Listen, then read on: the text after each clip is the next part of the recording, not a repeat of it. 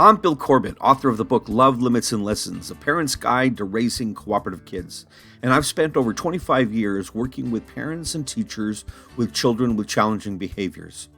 How would you like to have your children in bed on time most nights and staying in their beds? Then you're going to enjoy listening to the solutions I have to offer in this episode. Now, it's bad enough that we parents are so tired at the end of the day. And if the bedtime routine that you've been dealing with seems to go on for hours, parenting in your home could be a nightmare with endless yelling. As in most parenting tips that I offer, success with your kids means setting things up in advance is really key. Successful routines start with rules and boundaries and patterns that children can follow. So when you're creating routines, you'll be more successful with your children if you practice them with the kids in advance and as often as you can. Children learn by watching and then participating in somewhat of a practice or a make-believe mode. You won't be very successful if you suddenly spring a change on them without warning. Now, it's normal for them to resist because change feels uncomfortable for them. In fact, it's uncomfortable for anyone, even adults. So you'll be more successful with anything you've learned in this podcast if you set up practice runs with the kids so they will expect new routines to happen. In this episode, I'm reading a chapter from my book, Love, Limits, and Lessons, A Parent's Guide to Raising Cooperative Kids. It's available in paperback, Kindle, and now on Audible. Chapter 59, 10 Tips for the Bedtime Routine. Whether children should be allowed to sleep in bed with their parents or in their own bed is a personal choice for the adults involved. I can quote experts and present evidence-based data to support both sides of this discussion, but it comes from a question that I'm asked often at my workshops. Let me offer some suggestions for those parents who have decided to not practice the family bed sharing and who need help in getting the kids to their own beds and remain there. Bedtime can be a very stressful time of day for families, parents, and children when they come together after a tiring day of work or school and yearn to reconnect with each other. While parents do want that reconnection, they also see an evening full of tasks that must be attended to before they can truly unwind and relax. Speaking as a parent myself with 3 children, I can attest to how difficult it can be in the evenings for parents. But with all those dinner, homework, and cleanup tasks that must be accomplished, it becomes difficult to allow that reconnection to occur as it should. Oftentimes, the children feel frustrated, sensing that their caregivers aren't there 100%, so they express the frustration even further through misbehavior and a lack of cooperation. When bedtime arrives, it can take an hour or more just to get the kids into bed and to remain there. By the time they do, parents are exhausted and dreading having to do it all again tomorrow night. Keep in mind that children don't like to go to bed because it means the end to their day, and more importantly, the end to their time with parents. They also seem to have this sense that a party begins once they are put to bed and don't want to miss out, so they will do whatever they can to delay it. To help with this process, here are 10 things parents can do to make bedtime work more effectively. First, 6 preparation steps for the new bedtime. Allow your child to find some way of personalizing her room. From picking out a new lampshade to an entirely new paint scheme, letting her be as creative as possible will help her feel as though the room really belongs to her and she'll want to be there more. Keep bedtime consistent and on time. Determine what bedtime will be going forward and announce it to the children. If an event or activity causes a late night, don't let the plan fall apart. Reinforce the boundary the following evening and keep moving forward. Create a checklist of all bedtime activities that must be completed in the half hour or hour prior to bedtime. Allow them to help you make the list and then post it for all to see. For toddlers and preschoolers, create large drawings, or you can purchase cutouts that represent each of the activities at bedtime for a young child, and then tape them high on the wall out of their reach that they can see in sequence. I'm going to go off script here just for a minute. I did this with my kids, and one of the places I stopped at was a parent-teacher store, a parent-teacher supply store, where you can get large cutouts of each of the items at bedtime. For example, a pair of pajamas, a storybook, a toilet, a toothbrush, all of these things that you can get as large cutouts, which was great. And then we taped them high on the wall near the ceiling, and we had the kids read off what each of the items were in sequence.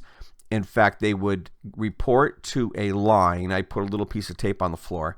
They would all get their toes on the line, and they would look at each item, read off what it was, and then go run and do it. Then come back and report to the line and do the next one. And they loved it. It was just a fun game, and it made getting them in bed a lot more effective. Now, that doesn't mean that they didn't whine and cry about once it was time to tuck them in bed, but there's more coming up here in this chapter about what to do about that. So take each thing and do each one at a time and get good at it. All right, back to the script. Minimize the amount of toys kept in the child's bedroom. They are able to fall asleep best when there are few distractions in their rooms. Avoid allowing your children to have entertainment electronics such as televisions, DVD players, computers, or video games in their bedrooms. Purchase a visual timer to manage the schedule of bedtime activities. I'm going to go off script here again. I know I mentioned this a couple of times. Visual timers are the most amazing invention. And if you take a look at my YouTube channel, I've actually got a video on there on how to use it. Go to timetimer.com, and look at their visual timers. They are amazing for getting children, young and adolescents, to understand time frames to get stuff done. Give that a try. Again, timetimer.com. All right, back to the script. 4 steps for implementing the new process. On the day you decide to begin the new process for bedtime, make an official announcement that you're going to do some different things at bedtime tonight. And again, I just want to insert here for a minute. The more official that you make it as an announcement, the more they feel respected, the more likely they are to listen to you. Be sure to do what you can to get to the kid's eye level and use an exciting tone of voice when announcing the change. Off script here for a minute. It's really hard to sound exciting when you're tired at the end of the day, but you know what? They don't care. You really want to use an exciting tone. You're going to engage them more. You're going to get them to listen more. Do what you can, wake yourself up, and sound exciting to your kids. All right, back to the script. Say to them, starting tonight, once you're ready for bed and I have tucked you in, I can't speak to or look at you until the morning. For younger children, role play what it will look like and feel like. It may frighten them if you suddenly stop talking. Recreate bedtime with them earlier in the day and not at the actual bedtime so that they'll be prepared in knowing what it looks like when you don't speak to them anymore. Explain to the children that getting into bed on time and staying there is part of cooperation. The more they cooperate with you, the more likely you are to cooperate with them when they want things. Explain to them that you are so excited that they're going to cooperate with you. Take cooperation one step further by asking for each child's agreement to stay in bed. Ask her to repeat the agreement, and then excitedly thank her for cooperating with you. 30 to 60 minutes prior to the official bedtime, announce that getting ready for bedtime has now begun. Bring out the visual timer, set it, and end all stimulating activities, including television and rough play. Going off script a little bit.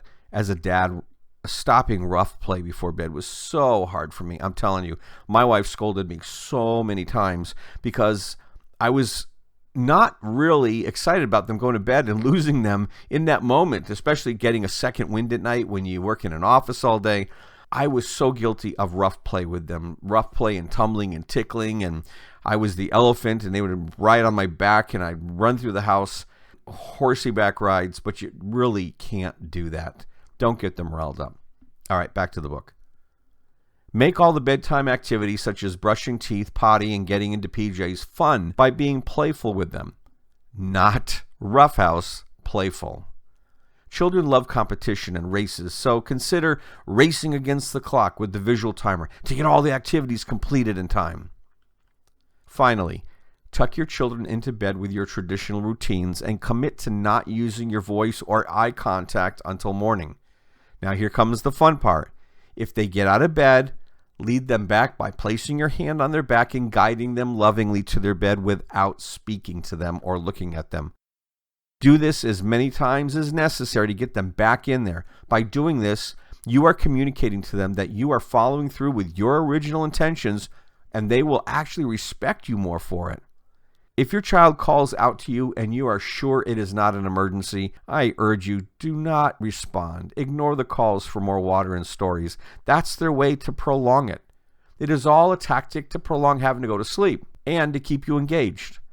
If your child becomes uncooperative and collapses on the floor, gently pick him up, bring him into his bed, and again, do all of this without speaking to him or looking at him, and avoid having any expression on your face, mad or smiling.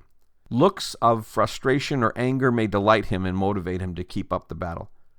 Start this new process in a night when you can stay up a little later, as you may have to make quite a few trips on the first night of this new process.